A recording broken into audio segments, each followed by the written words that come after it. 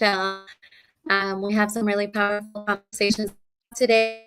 I can't wait to interview Michelle and for you all to get to know her. She's a powerhouse, and we're out here, we're doing this. So, I'm Jennifer, CEO of Her Empire Media, and here's to another episode of Her Empire Wealth. Michelle here lives in Cicero, Illinois. She works at the state program doing collective impact systems change work in the community where she grew up.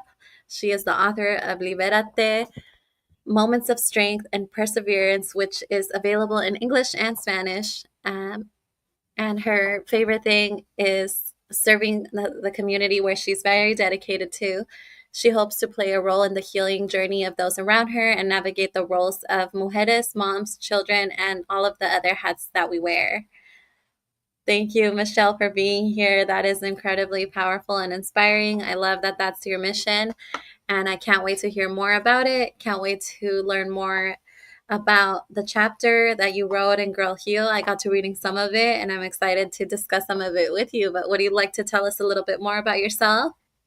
Thank you. Yes, I'm really excited to engage in this conversation. I think really the intro was a quick summary, right? But like I mentioned towards the end of it, I feel that we all wear a thousand hats all the time, and we take on all these various identities, right? But in order for us to do all of that, we have to be mentally in a very good space. Recognizing that we're not always in that moment, right? And just learning to troubleshoot and work through that. So that was really my goal with the chapter. How do we end cycles and generations of not having these conversations, and really just embracing the healing journey one conversation at a time. There's power in connecting. So Yes. I love that you say that, and I love that you speak heavily on therapy and mental health, especially for the women of color, the people of color, right? You really advocate for that, and I'm really happy to see more women out there like yourself doing that kind of work because we need it and we need it as a community. And I want to hear more specifically, what are some of the things that you refer to when you talk about generational cycles, especially for people of color? Maybe some of these yes. generational curses, some might call. Yes. Yeah, I like that term because sometimes it's the families that you're born into. So your kind of like lifestyle is already given to you, right? You don't choose a lot of things prior to when you have those options now. But yeah, so a couple of things that I refer to when I say generational cycles, practically all the isms, right? So we talk about like sexism, genderism, classism. I'm spacing on the one for education, right? But educationism, I'm not sure what the term would be. Financialism, Yeah, exactly. Yes, all those isms. So I think that, genderism. our yes, correct. So I'm making up terms our now. I know, and that's okay. But through our culture, it's a very beautiful culture, a very unique culture, and I love it. And I wouldn't have had it any other way. But it comes with a lot of things as well, and a lot of those challenges and barriers limit how much we are able to thrive and go after the futures and lives that we want to pursue. So for me specifically, I grew up low income. My mom is from El Salvador. My dad is from Mexico. And so we are first generation college students, right? So I remember when it came to applying for college, I'm like, here I am, little brown girl from Cicero. I'm going to apply to private institutions and figure out how to go there. So I did Yeah. scholarships from everywhere that I could, and I was able to obtain the college education that I wanted, right? One that I felt I deserved. So that's kind of this vibe that I've been working with since I hit that transition period of ending high school into college. So with that kind of momentum, I'm also going to be starting my master's degree at Erickson's Institute. Congratulations. You'll Thank be a small you. percentage of Latinas with master's Exactly. degrees. Yes, yes, yes. And again, just through scholarships is really how I am funding, at least for now, the first year of school. But it's all about making it happen and finding the ways to make it happen Sí se because we puede, too, ¿verdad? yes, yes, exactly. And we too deserve to have access to different spaces and platforms, right? And Yes, through that makes me really happy that conversations. you are all about Hmm. that you're paving the way for other Latinas and that you're saying sí se pudo, you know? Yes. And we'll figure So it out one way or we another, figured right? it out, first generation, everything. And so what Yes. is some of the work that you do now with helping communities? Hmm. So I actually work. It's a state program. It's called the Other Kids Network. So there's 11 different networks across the states. Cicero and Berwyn, our sister community, we have our own AOK network. And so really, it's about promoting healthy pregnancies and that children enter kindergarten ready. So that's the overall vision, mission, right? The overall goal. But my main That's focus in that. beautiful. Thank you. My main focus in that is connecting families to resources. So we do manage a referral platform with various partners here in our community and surrounding areas to connect families to the resources that they need. And I think these are life-changing resources, right? How do we give our families, our literally my neighbors, an opportunity Exactly. to also reach things that they need? And some of these items or some of the essentials that they need are just that, they're essentials like food distributions, baby diapers, I you think that know. is so important to be able to provide the resources, the necessities, right?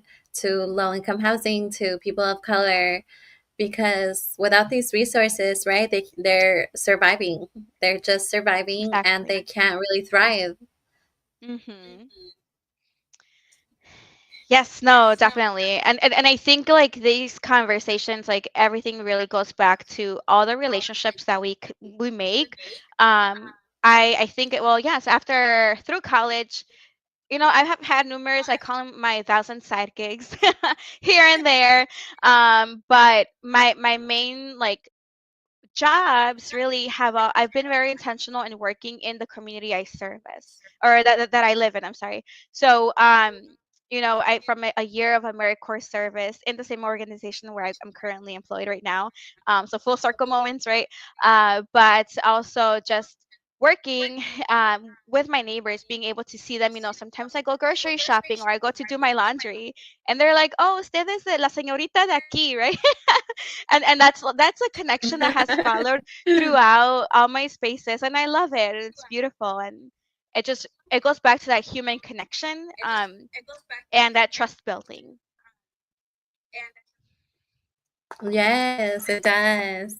And that's important to have in communities. People need to know that they have somebody that speaks their language, somebody that Looks can like them. understand and they can trust so that they can communicate of some about the things and the resources that they need. And if your program doesn't offer that, maybe you have those connections with other programs, right? Exactly. That's I love relationships. that. Well, tell us a little bit more about your chapter, Michelle. I want to hear about what are some of the things that you've had to unmask as a strong Latina, how therapy has helped you, and how coming to terms with your truth has been liberational. Yeah. So my chapter, it's called Fiercely Vulnerable. It's a Wow, that's term. so good. It's a term that really I have these random moments where like these like powerful words just kind of like come to me, and I'm like, "Ooh, I felt that. Let me write that down in my sticky note." That's so um, good. or if I'm driving, I'll like voice message or like voice record it, right? So I can like Yeah. reference back to it later and elaborate. But my goal was really to emphasize just that. How do we become, or how do we embrace vulnerability, um, while looking at that in a very fierce way? Because usually when you think of being vulnerable, it's associated with being weak and I'm so glad that you crying. talk about that, especially as a Latina, right? Hmm. And Vulnerability is not something that has been right. advocated in our lives. We keep quiet, we Hmm. keep private, and it's more about what other people think than Hmm. your own vulnerability, right? And so Right. I really applaud you for doing that, for writing that chapter, Thank for you. being vulnerable, and for calling it that, for calling it what it is. What are some of the things that you felt that you had to learn to be vulnerable about, especially as a woman of color, as a Latina. Yeah, I think as women of color, we're always like, if you think about the terms that are often associated with us, it's resistance, right? And yes, we're resistant in a thousand ways, but we're so much more than just resistant. Um, and we have so much more to offer, and we're worthy of so much more. And I think that's really what I've been leaning into. What are we worthy of? And so Yeah. the one of the things, your question, I'm sorry, it was what are, can you rephrase your question? Some of the things that you had to learn to be vulnerable about. Like for Yes. example, for me, I used to think emotions were a weakness, Mhm. and being emotional, feeling emotional was not something I wanted to be vulnerable about, Mhm. you know? And so that's an example. And I want to hear some of your experience as well. Maybe you've had similar experiences as a Latina, or maybe you have other experiences also. You talked about Yes. sexism, all the Mhm. things. Yeah. And I touched on this in the chapter. One of the things, or one of the time frames of my life where I really had to like be grounded in this, um, was in a time that I was experiencing a lot of like lack of sleep, a lot of nightmares, a lot of anxiety, PTSD like symptoms, though they didn't want to qualify it as PTSD. And so I had to, three referrals from my primary care provider. After the third referral, I'm like, and this was a referral to a psychiatrist. I always confuse the terms, but the ones that can prescribe you medication. So I I think want to that's say it the was a psychiatrist. psychiatrist. Yes, okay. And so for me, we didn't grow up, one, we didn't grow up talking about emotions. Now, much less to say psychiatrist, right? That term, it's still very taboo, and or admitting to Therapy. taking, Oh right, no, right. right? We don't talk about Bruno. Right. Exactly. Yes. Yeah, that was the biggest Bruno I think in my life. But also It was accepting, therapy yes, and also accepting and mental health, the right? Like PTSD yes. and all the things. Mhm. And accepting the fact that I was taking medication at some point, right? And honestly, full transparency, even now, I still have my prescription. I've always kept it kind of like up to date, and it's just on like a as needed basis. So whenever we hit those very like dark spots or moments, I always like the fact that I have like a way of rebalancing these chemical like imbalances that go on that are somehow or to some extent inevitable because it's life and we do live in a very chaotic world right now as always, but I feel like more right now. Yeah, With exactly. We're the going through political, really tough times right now. yes, and the political climate is real, and we see immigration activity in our communities that are supposed All to be our safe the space. activity, exactly. Hmm. Especially on that side of the states, right? I mean, of course, it's been happening Right. all over the states, but on that Mhm. side, Yes, and especially because we are a yeah, sanctuary city or next to, right? But yeah, so one of the things are back to the original question for me has been really unlearning the things that we grew up with, right? That we have been surrounded with, and really embracing um, going after the things that my body needs in order to be well. So from physical, we always talk about or look at people like working out and we got the yoga pants and all of that. But mhm, that's all great, right? But we also need to give the same equivalent value to our mental well-being, our spiritual well-being, and just all of that exactly. inside that people don't see by just looking at you, right?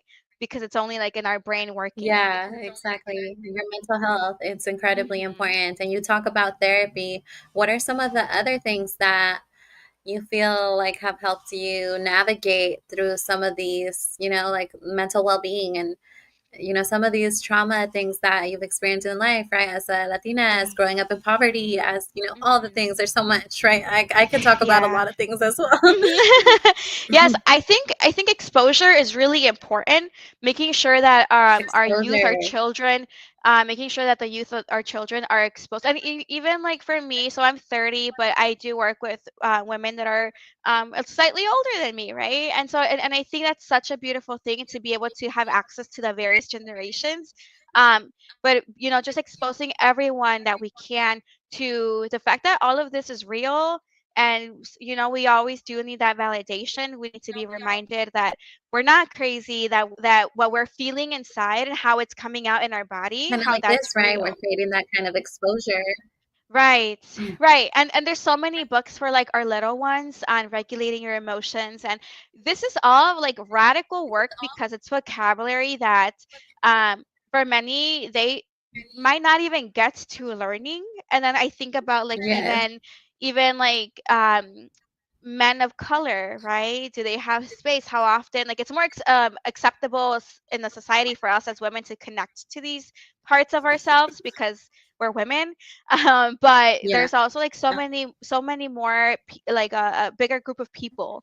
But yeah, that's why like I have been really like connected to healing like one conversation at a time, because it's all through talking and being genuine that we're able to really create that impact. I love that a lot. And I think one conversation at a time, right? Takes it a step at a time because it can be a lot. We have a lot of things we can talk about, right? Right. Financial, sexism, genderism, all the things. And um, it's really good to be able to, like I said, take it one step at a time. Was there something specific that you focused on your chapter that you would like to share maybe a little bit about? Obviously, we're not going to hear the entire story right now, right? Because we're going to Yes. read the chapter. Mhm. Yes. I think my biggest takeaway is really giving or realizing that we have the power to create those changes. And I know often we Yes, hear, that's a good one. um, often we hear like, well, this is how I am, or I grew up like this. That Yes, statement. yes, we grew up like this, and yes, this is how you are or whatever. But you always have that power to make the changes needed. And so a part of the chapter is interactive, in which I pose guiding questions that have been helpful to me. And those are questions that I really hold relevant, right? So, for example, just a sneak peek, where do you work, right? What's your employment like? Are they safe for you to work, to like dive into your creativity? But also, like, when you wake up, are you just mad all the time, right? One thing that I have embedded since a couple, at least like the last 8 years, is being surrounded with affirmations. So I'm all about sticky notes and colorful sticky notes and pens and everything. And so whenever I encounter a phrase, or if someone speaks something and it just like resonates, right, I write it down, and then I just like to stick them everywhere. So from like my bathroom mirror to my desk here at home, or my desk at work, it's surrounded by sticky notes. My car, I even like like that a the lot. dashboard, because this I is, think that can be really empowering. I think affirming yes, yourself is really important, especially because you need to build that belief right, in yourself. You know, yeah. no one else is going to build it for you. Yeah, exactly. And it's no one's responsibility to give you the life that you want, and no one's going to do that unless you go after it. So Exactly. You create your it's own really, reality. exactly. Yeah. Yes. And even from like drinking a cup of coffee, right? I have my favorite mug has, I'm totally spacing on the quote right now, but it has a quote on like the inside of the mug that says, I believe it says, live the life that you imagined, or that you always imagined. And so that's my favorite mug, because I'm like, yes, it's coffee is like life too, right? And so every sip of Yeah. coffee, you are reminded, or I'm reminded of, like, I am going after the life that I imagined, the Jane the Virgin version of Michelle, Michelle from Cicero, right? But yeah, so it's a lifestyle, right? It's not just about like doing it here and there. You have to really I'm spacing. Sometimes my English like runs out, but in Spanish, like soaking I into love that. like it's bilingual here. But no, it's really about like diving into what this lifestyle is, in order, because you're gonna get out of it what you put in. So if you like put in half the I work, like that a then lot. you're not gonna reach your full potential. And I think like that's something that we always, boundaries is the next, it's a big thing too, right? We need boundaries. We need to make sure we set the time to ourselves to write, to read, to create, because we're creative beings and we just need the space to get it out of our body and share it with the world. I love Um, that. We are creative beings. Yes, you're speaking to my soul. yeah, good question. I think that sometimes we spend more time Hmm. consuming than creating, but we're Yes. creators, like you said, right? We're Yes. creative. Hmm. Thank you for saying that. That was really beautiful, and you have a lot of wisdom to share. I would love to hear what's one piece of advice that you want all Latinas to hear, and especially those going through their healing journey. Maybe they're interested in seeking, therapy or support for their mental health, and maybe it's women like us, right, that are Hmm. building a business. Their mothers, their partners, they're doing all the things, wearing all the hats, right, like you Yes. said. Yes. I think something that happened that clicked with me with this specific project with you, um, was that I remember, if you remember, the first call, that you said the time is now, or now is the time, I think is what you said. And I looked over at, like, now we have moved since that call.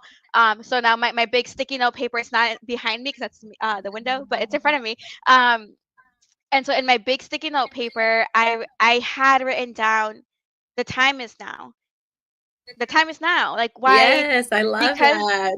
so it's like, so yes, we wear 1,000 hats and we're doing it all the things, right? But then our goals and the things that we envision that we want for ourselves will keep on being last, because I feel like we make sure everyone else is good, right? The babies are good, the children are good, the household is good. But what about you? What about us as individuals? Us as, like, just who we are. And so I am really, like, defaulting to, the time is now, Michelle. You got to do it now. Si no, like, if not now, then when, right? Um, so with that, Exactly. yeah. So with that, like that, I think that's been that started like early May, end of April, early May of this year. That in full transparency, with this political climate, my brain was in a very dark spot. Um, and I'm like, okay, no, like, I literally put that out into the universe. I was in my tub, like, bawling my eyes, and I'm like, all right, universe, I've had it. Give me a sign, right? Give me a sign. Do something. Have something come my way, please. Um, and then, like, I go on Facebook, literally in the tub. It's terrible because my phone survived. And I go in the tub, and I'm like on my Facebook groups. And that's when you posted that one post, you were looking for authors, and I'm like, the time's now. Let's do it. Let's go with it. Yes. Um, and here we are, right? Here we are, I love that you took that taking sign. pre-orders, and I'm like, leap of faith. Here we're gonna. I had never heard about you. I had never heard about the company, but I'm like, we're gonna go with it. Like, the universe works in mysterious ways, and it does wonders. And so far, it had the people that I've connected with regarding the book, and just community members, right? They have responded very well, and we don't even have the book here yet. So, like, you mentioned August 25th, right? It's gonna, like, launch, and so I'm just very excited with the power that it has, not just with my story, but with all of the co-authors, all of the chapters. It's just a very beautiful project. So thank you for giving us that Oh, space. well, I'm so happy that you felt that and that you felt the sign, and that it felt like a calling and you were drawn to it, but you didn't ignore it. You were like, you know what? The timing is it and the time is Mhm. now, Right. And if not now, then when, And Right. so I love that. And even though you were already authoring another books, you didn't dismiss the Mhm. opportunity like, no, I've already authored. So no, you were Yeah. like, no, it's a different No. opportunity. It's a different person. It's a different energy. It's a Mhm. different time, Yes. you know? Yes. Yeah, and, And and I'm and I so glad think that you did because you've written some really amazing things. And I can't thank wait for you. everyone to read your chapter. And also, a little secret Michelle will also be in Latinas Who Lead, which will be publishing in Yes. October. So we haven't announced that yet, but it's a I little secret know. between all of us here. I Yes, yes. So, go big or go home. So we signed off the two contracts, and thank you for making things accessible, right, to me, and just everything that I have kind of going on right now. And so I do think that was a major sneak peek. But I'm very excited for that too. But I think like with what you were saying earlier, um, we, like we're intuitive beings, and I think as Latina mujeres, you have that like additional sense, right? And you just kind of feel people's energy, or I feel people's energy, and so I'm like, we're gonna roll with this, and this feels good so far. So let's let things kind of roll out how they're supposed to. Um, Yes. Oh, yes. so yeah, I'm no, so it's happy been you and great, I are so in sync. It's so funny. right? Right before we hopped on this call, we had some really powerful conversations too. Hmm. And so I just can't wait to continue to collaborate. And I hope this inspires other Latinas that they too, can seek the support, the resources, the community, and just be vulnerable, be Right. themselves and just be. Because I think that's a big part of it. And I think it's something that Michelle and I are working towards still. Like, we don't just show up and we're perfect and everything's Yeah. good. We're still becoming and we're still showing Right. up and we're still leading. And that's what it's about. So, thank you so much, Michelle. Do you have any programs or anything that you're coming out with? Or I know you just started a LLC, if you want to share a little bit more about that as well. Yes. Yes. Thank you. So in the spirit of the time is now, I went ahead and I submitted my documentation to the state for my LLC. So a little bit on my side gigs, I do writing consultations on the side. So reviewing material, and just making sure things flow. Really meeting agencies or partners where they are. So that's taken me in a couple of various ways. I also do some translation work, and all of these are tasks that I'm going to be embarking on in a much more like thorough way through the LLC. Website still developing. I do have my own author website, so I might just tag that into there. And Love that. Are you I building think these yourself? oh no, of course not. I'm in social services. I don't do clearly with tech issues, right? No, huge shout out to my sister's husband. His name is Horacio. He is a Good. I'm glad graphic you have support designer. with that. Yeah, no, it's all about tag teaming and really forming your support system, right? I But agree. most importantly, the name of the LLC is Tejiendo Voices. So tejiendo as in weaving, right? And voices is in English. So really bringing in our voices together, and that is just vague enough but detailed enough. To really give my hope would be to give people a good visual of like or a sneak peek of what that entails.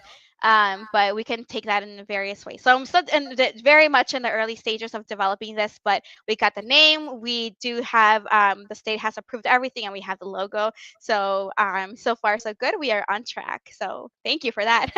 Yes, no, congratulations. All amazing ventures you're getting yourself into. It's really, really inspiring to see. Truly, it is. And I'm so happy. And you're also getting your master's, girl. You're doing it all.